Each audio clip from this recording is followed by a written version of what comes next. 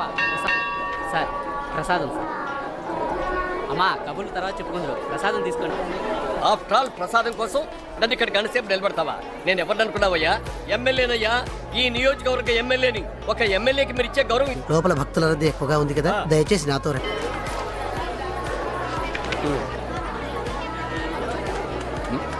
నవ్వుతావు? నేను ఎవరో నీకు తెలుసా, లేక నువ్వెవరో నాకు తెలుసా? ఇప్పుడే చూశానంటే మీరు గొడవ పడుతుంటే. చూసి కూడా చూడనట్టు ఉండడం కంటే చక్కగా నవ్వు నవ్వితే మీకు బాగుంటుంది, నాకు బాగుంటుంది అని నవ్వాను, అంతేనండి. ఊరికే కోపం వస్తుందండి ఏ కారణం లేకుండా. అది కాదు. ఎన్ని చూశారు, ఎన్ని దాటారు, ఎన్ని కష్టాలు పడి ఉంటారు ఈ స్థాయికి రావడానికి. అందరికీ సాధ్యమా అండి నలుగురిని శాసించే స్థాయికి రావడానికి? పేపర్లోనూ ఆటలు రాస్తూ ఉంటారు ఏదేదో జరుగుతున్నాయని. భగవంతురా ఇటులో ఏటిలోనూ లేకుండా చూడమని కోరుకునే మామూలు మనుషులు సార్.